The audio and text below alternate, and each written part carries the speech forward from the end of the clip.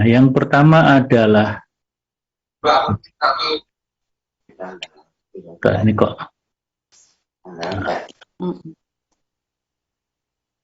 Yang pertama adalah orang-orang yang diwajibkan. Orang-orang yang diwajibkan dan tidak diwajibkan. Kalau pada dasarnya orang-orang yang beriman itu diwajibkan, sebagaimana kemarin kita bacakan dasar dalil diwajibkannya siam Ramadan baik dari Al-Quran maupun As-Sunnah. Al-Quran saya kira ayat yang sudah kita kenal selama ini, yaitu Al-Baqarah ayat 183. Ya ayyuhalladzina amanu kutiba alaikumussyam kama kutiba alal ladzina min qablikum la'allakum tattaqun. Itu sudah sangat jelas dalil yang menjadi dasar bahwa puasa Ramadan adalah wajib untuk semua orang-orang yang beriman. Alladzina amanu, untuk orang-orang yang beriman.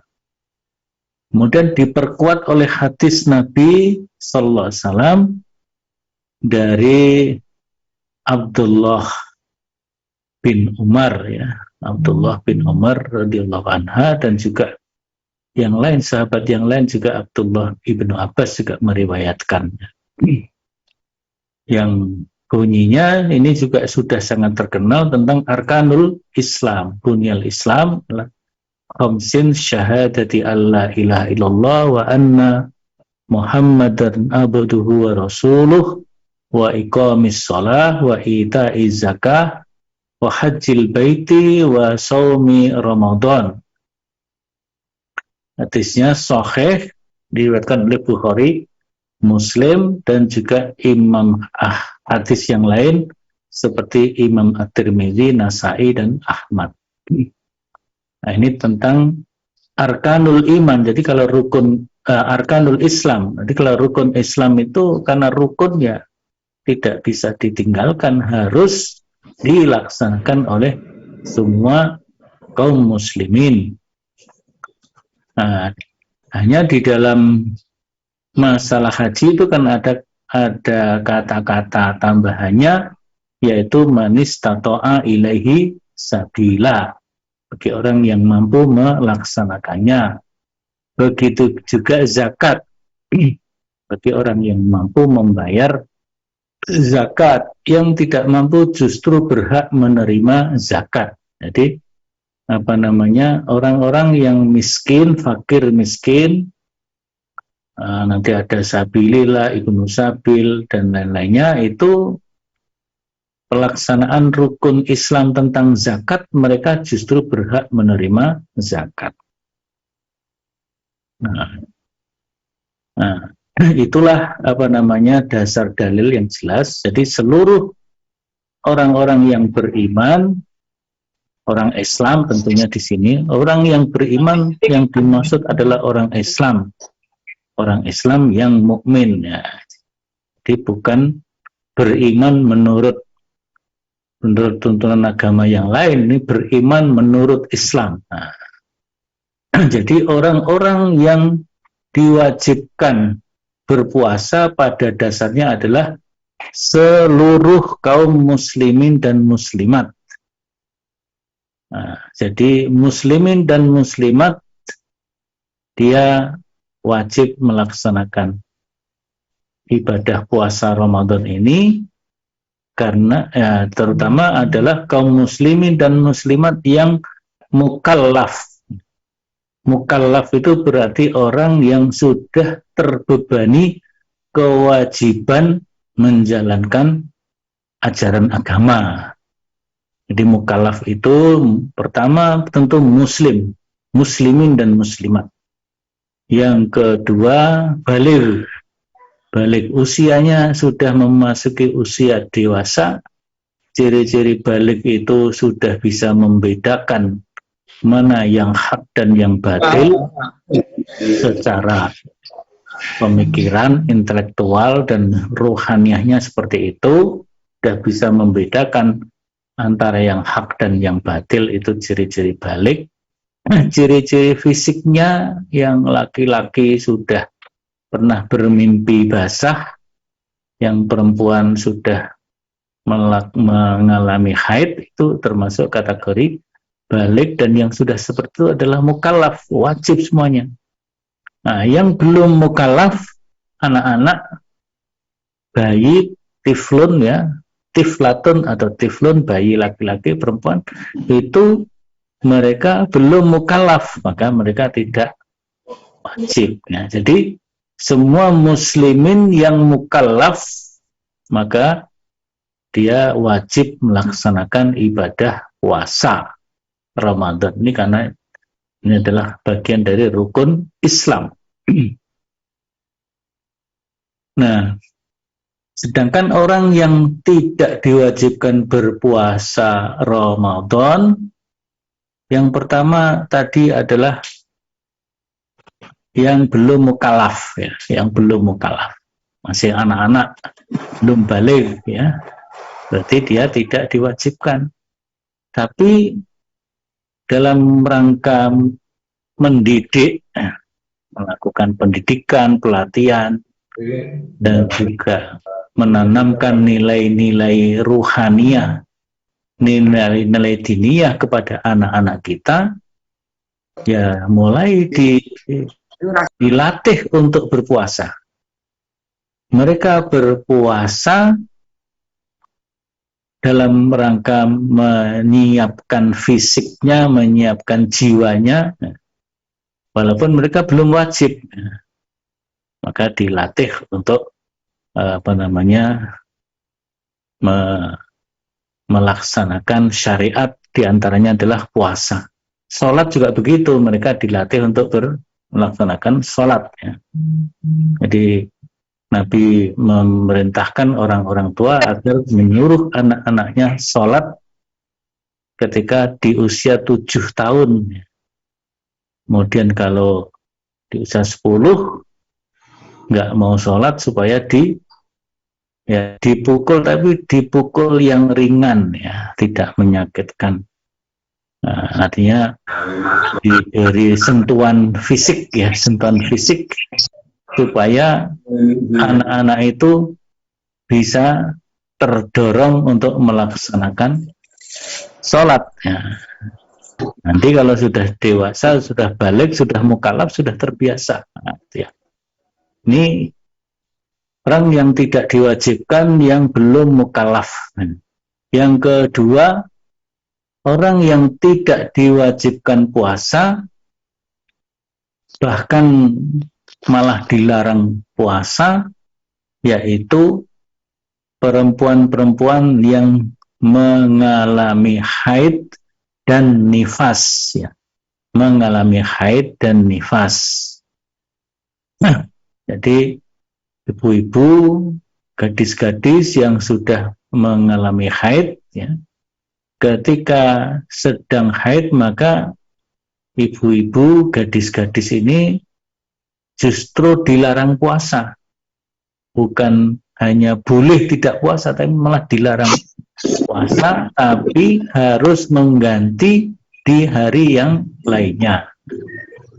Begitu juga perempuan-perempuan yang sedang keluar darah karena melahirkan, yaitu nifas ya, dimulai darah wiladah sampai darah nifas ya.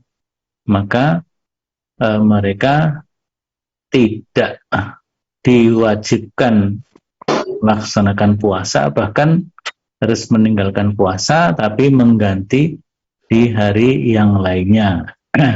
Ini dasarnya dilandaskan kepada hadis Bukhari.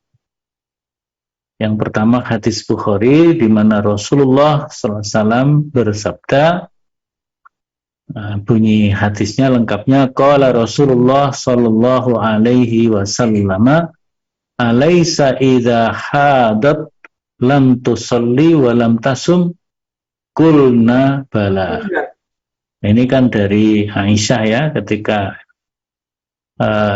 Rasulullah mungkin berdialog, ada tanya jawab dengan para ibu-ibu ya. Rasulullah menanyakan, bukankah wanita itu apabila sedang haid tidak sholat dan tidak puasa?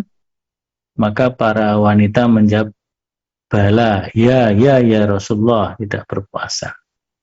Kemudian Aisyah juga mengatakan dalam hadis yang lain, riwayat Muslim, Aisyah mengatakan, kana yusibuna dzalik. Kana yusibuna dzalik. Kami selalu atau mendapati kedatangan hal itu, yaitu kedatangan haid, ya. Kedatangan masa haid. Fanu'maru biqodo isom, dan kami diperintahkan untuk mengganti puasa, wala nu'maru biqodo isolah, dan tidak diperintah mengganti sholat. Nah, jadi ini kemurahan bagi ibu-ibu. Kalau haid tidak sholat dan tidak harus diganti sholatnya, tidak perlu ada pengganti sholat. Tapi kalau puasa dilarang berpuasa, tapi mengganti puasanya di hari yang lainnya. Itu orang-orang yang tidak diwajibkan ya. Jadi kalau yang diwajibkan pada dasarnya seluruh muslimin muslimat yang mukallaf, tetapi ada pengecualian tadi terutama bagi ibu-ibu ya, dan gadis-gadis yang sudah mengalami masa haid, atau bagi ibu-ibu yang sudah melahirkan ya, maka ketika mengalami haid, atau orang Indonesia sering menyebut datang bulan, kemudian nifas, berarti itu darah yang keluar setelah melahirkan. Ada beberapa waktu, ada yang lama sampai 40 hari, ada yang mungkin singkat 1 hari atau 1 minggu dan seterusnya. Ini kalau dalam kitab-kitab fikih seperti itu, mungkin juga ilmu kesehatan, ilmu kedokteran atau biologi, nifas, keluar darah bagi wanita yang melahirkan itu satu sama lain tidak sama ya. Ada yang singkat, bahkan 1 hari selesai, tapi ada yang lama sampai 40 hari. Nah itu kalau dalam kitab-kitab fikih yang kita baca di kitab-kitab fikih Syafi'iyah seperti itu. Mungkin itu juga dilakukan berdasarkan hasil riset juga ya, para ahli fikih dulu. Nah itu, maka orang-orang yang sedang haid dan nifas itu tidak diwajibkan puasa, tidak diwajibkan puasa. Bahkan dilarang puasa, tapi diwajibkan untuk menggantinya di hari yang lain sejumlah yang ditinggalkan. Sejumlah yang ditinggalkan. Kalau haidnya 5 hari, maka dia meninggalkan puasa 5 hari, setelah Ramadan nanti diganti 5 hari. Menggantinya boleh berturut-turut, boleh tidak berturut-turut. Ini kemurahannya juga di situ ya, ada unsur kemurahannya. Kemurahan yang lain, ibu-ibu yang dilarang melaksanakan sholat, baik itu sholat wajib maupun sholat sunnah, maka tidak diperintahkan untuk mengkodok sholat, mengganti sholat. Nah, itu ya. Ini yang wajib dan yang tidak diwajibkan. Ini menurut tuntunan tarjih bagian yang D seperti itu ya. Jadi yang wajib dan yang tidak diwajibkan. Tapi pada dasarnya kaum muslimin muslimat seluruhnya adalah orang yang memiliki kewajiban menunaikan ibadah syam, bagi yang sudah mukallaf. Kemudian ada yang tidak diwajibkan, berarti yang belum mukallaf, dan tadi wanita yang mengalami haid dan nifas. Kemudian ada orang-orang yang diberi keringanan. Nah, orang-orang yang mendapatkan keringanan dan boleh meninggalkan puasa. Nah, di sini ya. Jadi di sini keringanan boleh tidak berpuasa, tetapi wajib mengganti mengqadha puasanya di luar Ramadan. Nah, itu kalau itu yang ada di dalam ayat Al-Quran 184 Al-Baqarah. Jadi setelah kutiba alaikumusiyam, kemudian 184 Allah menegaskan puasa itu pada hari-hari tertentu, ayyaman ma'dudat. Hari-hari tertentu yang dimaksud adalah 1 bulan penuh Ramadan. 1 bulan penuh di bulan Ramadan itu ada kalanya 30 hari, ada kalanya 29 hari. Insya Allah menurut hisab hakiki wujudul hilal yang menjadi pedoman Majelis Tarjih dan Tajdid PP Muhammadiyah, puasa kita di Ramadan tahun 1444 ini akan terlaksana 29 hari. 29 hari. Kita puasanya dimulai tanggal 23 Maret. Ya. Kemudian nanti Idul Fitrinya pada hari Jumat tanggal 21 April. Tanggal 21 April. Nah, di sini sudah diprediksi oleh Majelis Tarjih karena posisi hilal, ya, posisi hilal di atas ufuk, tetapi masih di bawah 2 derajat. Di atas ufuk tapi di bawah 2 derajat nanti pada tanggal 29 Ramadan. Nah, bagi Muhammadiyah dan juga yang dipegangi Almana Ummul Qura Mekah, gitu ya, yang menggunakan hisab wujudul hilal. Kalau Muhammadiyah namanya wujudul hilal, kalau Ummul Qura Mekah namanya wiladatul hilal. Wiladatul hilal. Hampir sama antara wujudul hilal dan wiladatul hilal.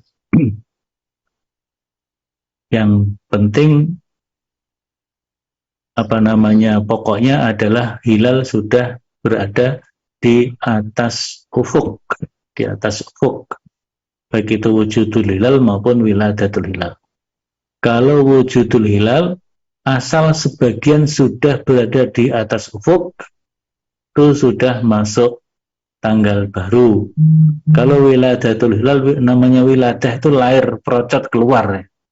Jadi kalau hilalnya sudah betul-betul di atas ufuk secara menyeluruh, ya, tidak ada bagian yang masih tertutup ufuk, ya, itu wiladatul hilal, maka itu sudah tanggal meskipun masih di bawah 2 derajat.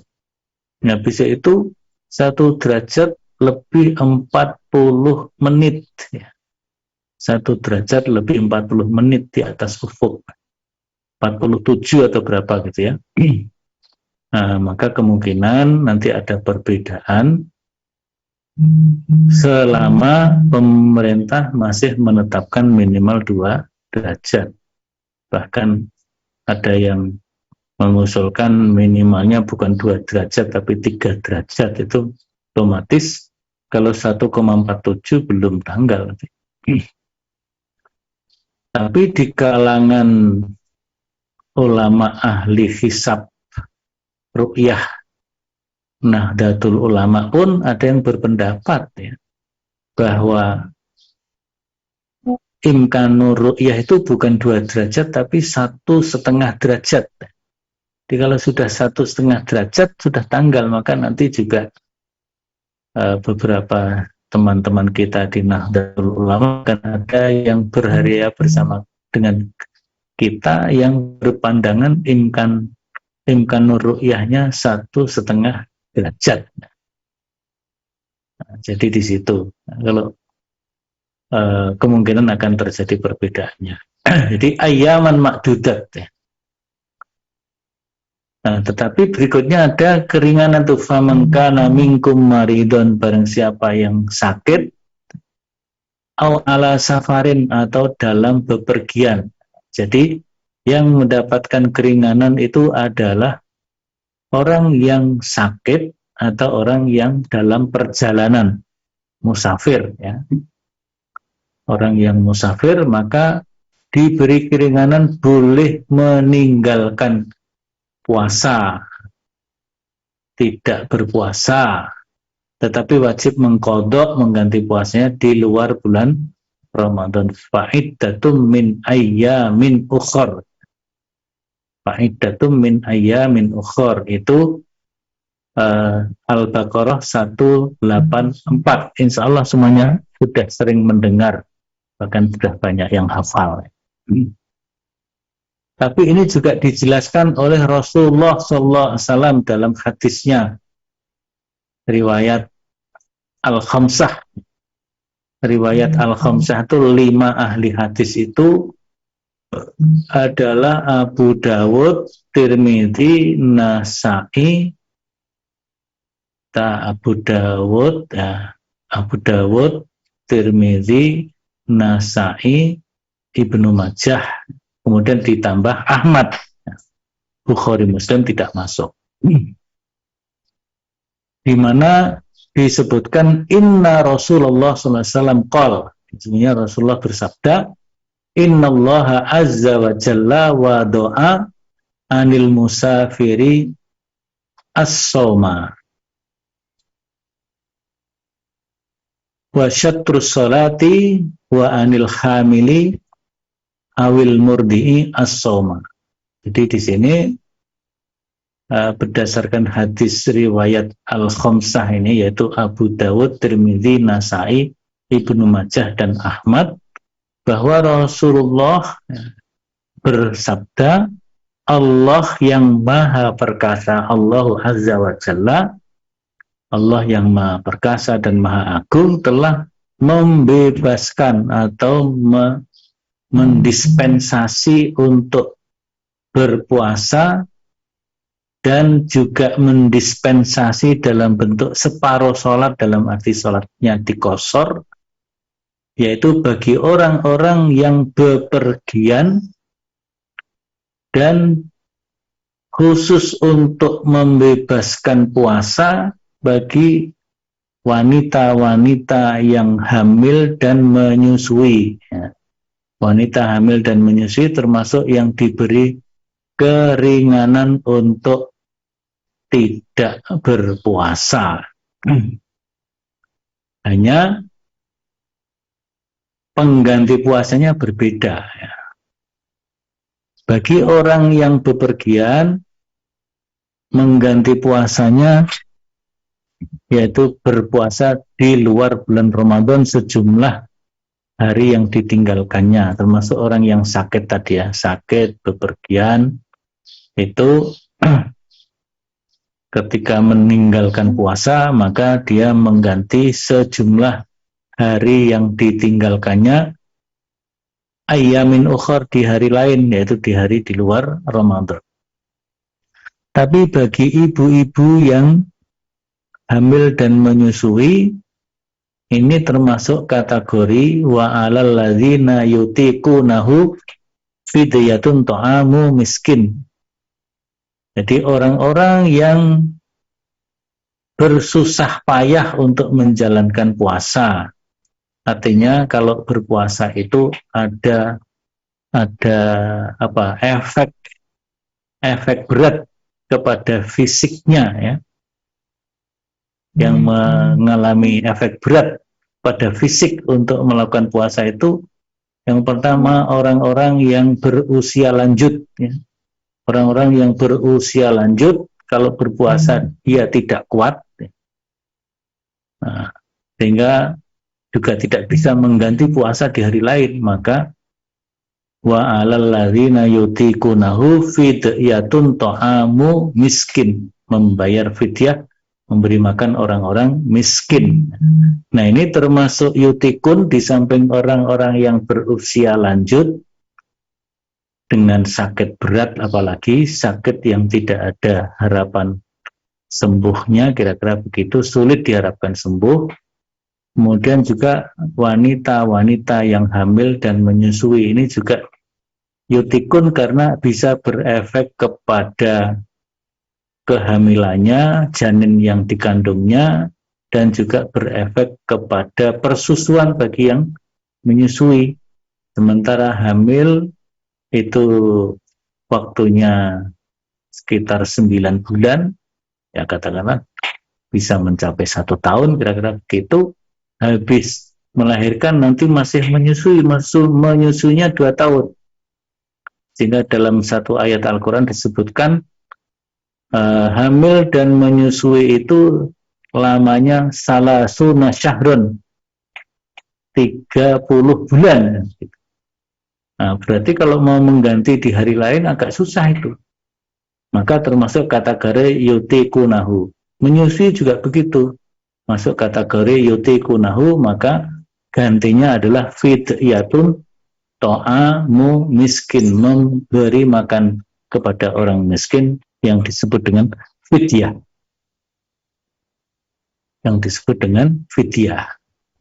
Jadi bagi orang yang sepuh, tidak kuat puasa, sepuh apalagi dengan tambahan sakit, sulit diharapkan sembuhnya, sulit untuk mengganti di hari lain, orang yang hamil, orang yang menyusui, maka membayar fidyah.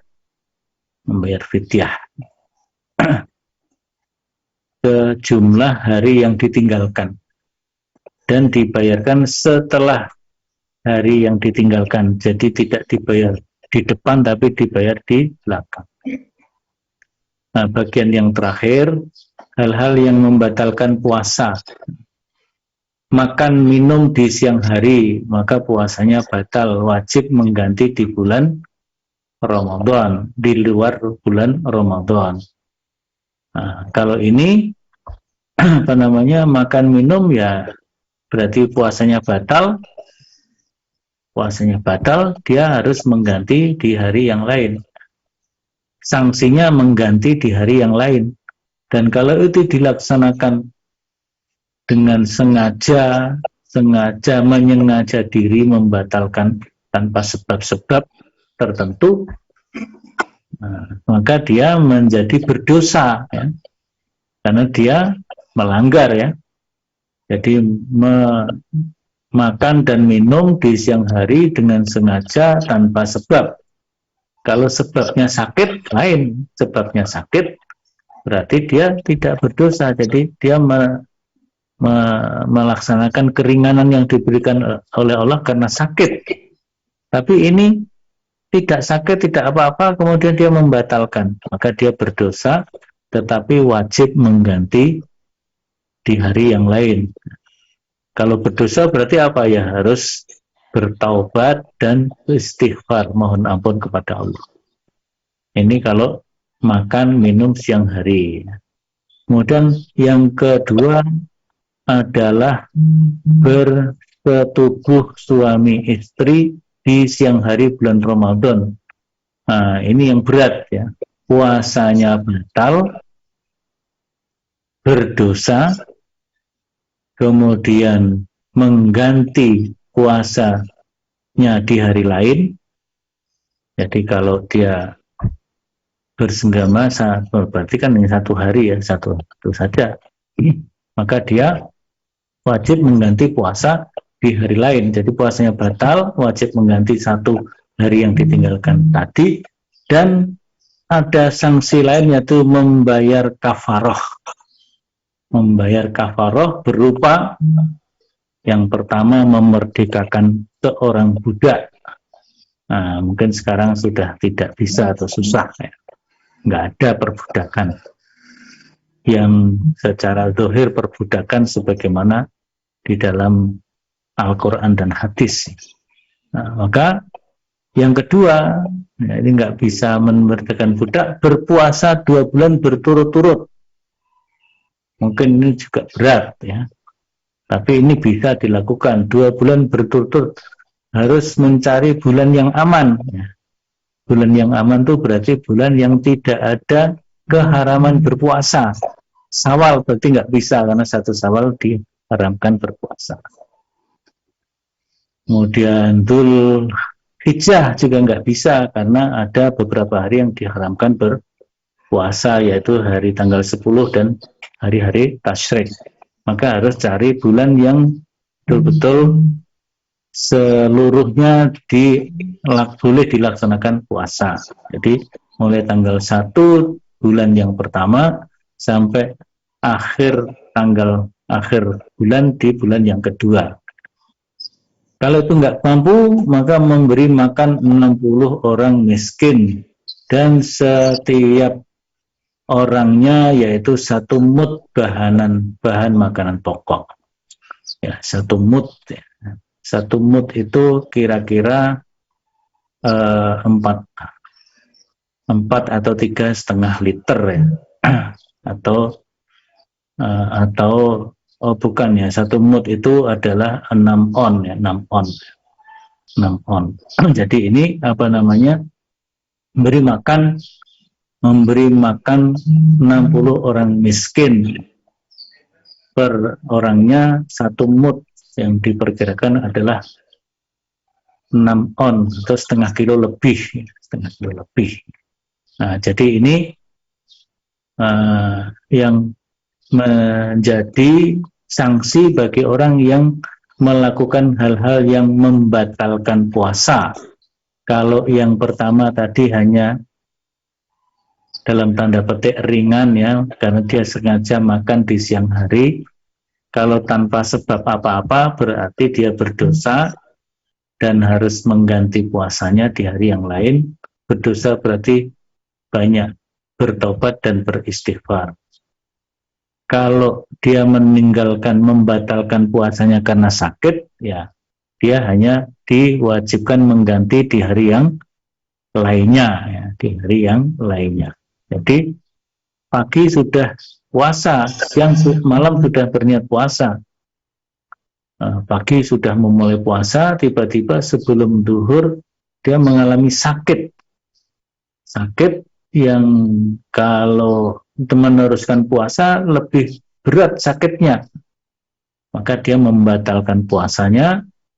Itu tidak berdosa, tapi tetap berkewajiban mengganti di hari yang lainnya.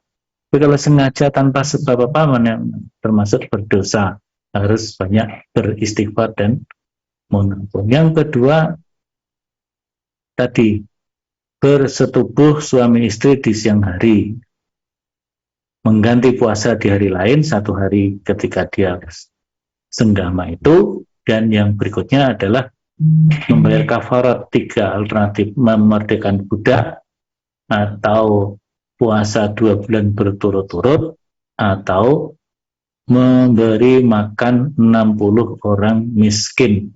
Semuanya berat. Kalau semuanya nggak mampu, ya Allah selalu memberi keringanan dan tidak membebani di luar kemampuan. Ya. La yukallifullahu nafsan illa wus'aha. Maka di sini ta'awanu al-birri wa taqwa, antara satu dengan yang lain perlu melakukan, ya. Kalau kita di organisasi Muhammadiyah, maka ada yang memperhatikan jamaahnya.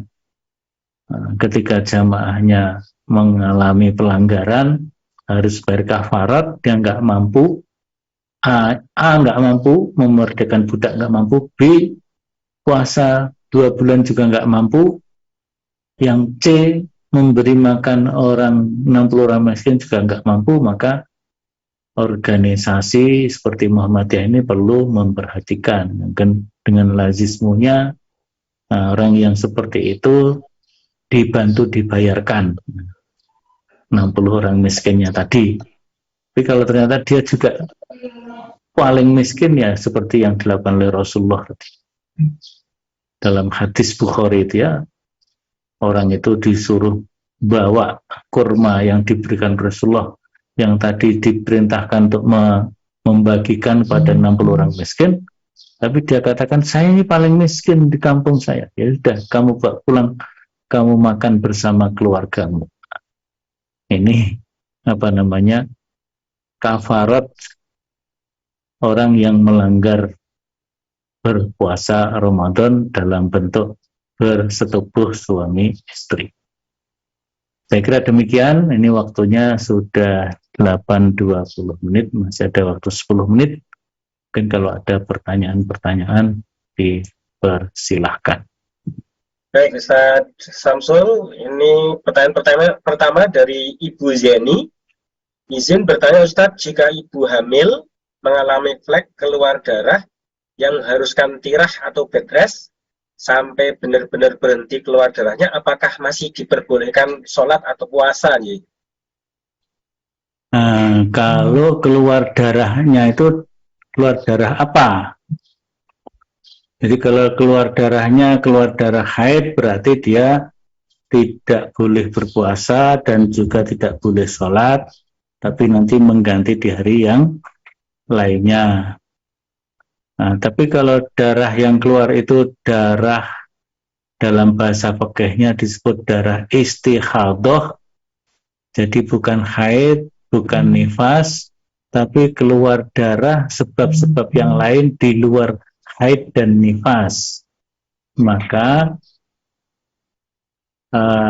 cukup dibersihkan, ya, dicuci, dibersihkan, kemudian dia sholat, tetap sholat, dibersihkan dan dia tetap bisa berpuasa. Jadi kalau keluarnya istikhadah, jadi bukan haid, bukan nifas, maka ibu-ibu yang mengalami itu cukup dibersihkan darah yang keluar dari tempat keluarnya, kemudian puasanya tetap puasa, sholatnya tetap sholat. Tapi kalau haid dan nifas, maka ibu-ibu tidak berpuasa dan juga tidak sholat.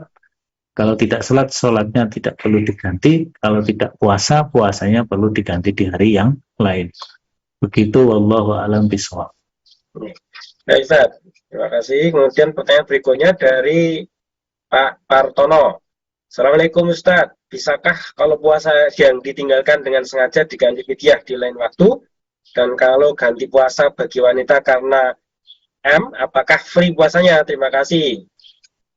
Ya, jadi kalau puasa yang ditinggalkan dengan sengaja, puasa yang ditinggal dengan sengaja tidak sebab apa-apa, seperti tadi ya, orang membatalkan puasa dengan sengaja tanpa sebab, itu orangnya berdosa, bukan diganti dengan fidyah, tapi diganti dengan puasa di hari lain.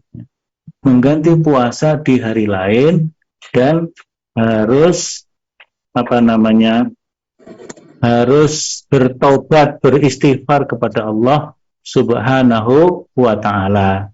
Jadi meninggalkan puasa dengan sengaja tanpa sebab itu berdosa, wajib mengganti di hari yang lainnya.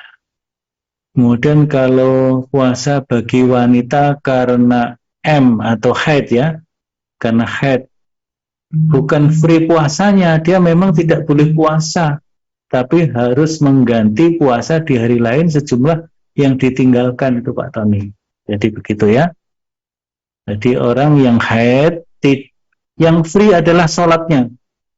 So, dia tidak boleh sholat dan tidak perlu ganti sholat. Tapi kalau puasanya dia memang tidak boleh puasa ketika haid, tapi harus mengganti sejumlah yang ditinggalkan di luar Ramadan. Saya kira begitu. Ya, di luar Ramadan dan bebas waktunya tadi ya, tidak harus bebas, tidak harus berturut-turut ya. Baik, ini dari Pak Yudi Wibowo. Assalamualaikum. Salam. Bagaimana pelaksanaan puasa bagi orang bepergian yang mengalami perbedaan waktu? Misal perjalanan dari Pulau Jawa ke Papua atau luar negeri. Waktu sahur mengikuti waktu di Jawa, nanti sampai Papua, waktu buka mengikuti waktu Jawa juga, atau bagaimana Ustaz? Ya, itulah maka orang yang berpuasa itu diberi keringanan, orang yang bepergian diberi keringanan untuk tidak berpuasa. Jadi Islam itu memandang jauh ke depan ya. Kalau dulu pada zaman Nabi kan jarang orang bepergian jauh sampai perbedaan waktu ya, perbedaan waktu. Yang perbedaan waktu ya otomatis dia meninggalkan puasa dan mengganti di hari yang lain. Kalau sekarang kan ada kendaraan yang cepat seperti dengan pesawat itu bagaimana ya. Jadi kalau perbedaannya hanya perbedaan jam, insya Allah tidak mengapa ya. Kalau perbedaannya hanya perbedaan menit dan jam ya. Katakanlah misalnya bedanya 1 jam, setengah jam, insya Allah itu kalau kita bepergian naik pesawat dengan tetap berpuasa, insya Allah masih sah puasanya. Jadi misalnya kalau kita berangkat dari Solo ke Jakarta, itu Solo Jakarta itu beda waktu sholat itu kan 1/4 jam ya. Jadi itu beda 15 menit. Berarti kalau kita sahurnya di Solo, bukanya nanti di Jakarta, berarti kita puasanya menambah waktu kira-kira 15 menit. 15 menit. Kalau kita sahur di Solo, katakanlah mungkin subuhnya itu jam 4.30, kemudian asarnya jam 6, nah, kita sahur dan buka di Solo berarti sahur berakhir jam 4.30, bukanya nanti jam 6 WIB. Tapi ketika kita di Jakarta, bukanya jam 6.15 menit, insya Allah tidak mengapa. Sebaliknya kita sahur di Solo.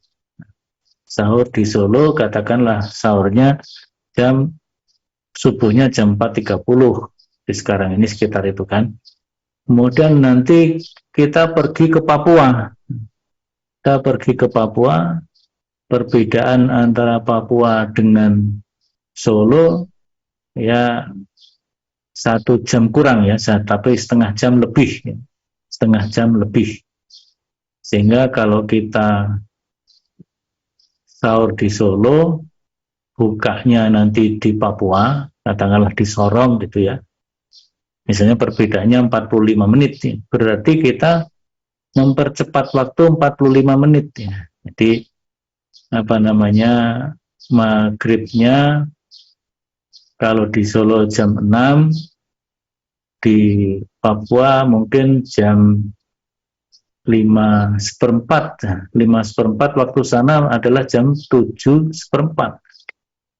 Jadi berarti kita waktu bukanya kalau diukur dari Solo itu maju 45 menit. Kita bukanya ya ikut waktu lokal di sana 45 menit lebih cepat, insya Allah masih tidak mengapa itu ya, karena perbedaannya hanya menit dan beberapa jam saja. Tapi kalau perbedaannya mencapai setengah hari ya, perbedaannya jamnya itu mencapai setengah hari, apalagi sampai beda hari, maka itu ya lebih baik kalau bepergian fa'idatun min ayamin ukhor. Jadi kalau bepergian ya tinggalkan puasa, ganti di hari yang lainnya, karena itu termasuk mungkin prediksi masa depan ketika terjadi ada kendaraan super cepat gitu ya, kendaraan super cepat. Tapi kan terjadi perbedaan waktu yang sedemikian ekstrim, sehingga susah kita mau misalnya sahurnya, karena sahurnya di Solo, maka walaupun sudah di Papua, kita bukanya dengan ukuran Solo, itu juga jadi masalah ya. jadi masalah, karena yang setempat itu sudah terbenam matahari, sudah waktunya buka, tapi kita masih nunggu sesuai dengan waktu Solo. Itu juga, maka bepergian yang afdal adalah kalau sudah mengalami pergantian perbedaan waktu yang ekstrim seperti itu, ya fa'iddatun min ayyamin ukhra, itu bagusnya begitu. Wallahu a'lam bishawab. Baik Ustaz Samsul, terima kasih atas jawaban dari pertanyaan, dan waktu sudah menunjukkan pukul 8.31, artinya dibatasi oleh waktu. Mungkin bisa ditutup dengan nasihat untuk kita semua. Saya kira ini yang dapat kita sampaikan, kita kaji pada hari ini tentang yang pertama, orang-orang yang diwajibkan dan tidak diwajibkan, kemudian keringanan-keringanan, dan juga sanksi atas orang yang membatalkan atau batal berpuasa, ya, karena sebab-sebab tertentu tadi sudah kita jelaskan. Maka ini perlu kita pahami bersama supaya kita berhati-hati di dalam masalah ini, sehingga puasa kita betul-betul sesuai dengan tuntunan Rasulullah Shallallahu Alaihi Wasallam. Saya kira begitu, kita cukupkan. Insya Allah disambung di waktu yang lain, masih serial Targhib Ramadan. Terima kasih. Assalamualaikum warahmatullahi wabarakatuh. Waalaikumsalam warahmatullahi wabarakatuh.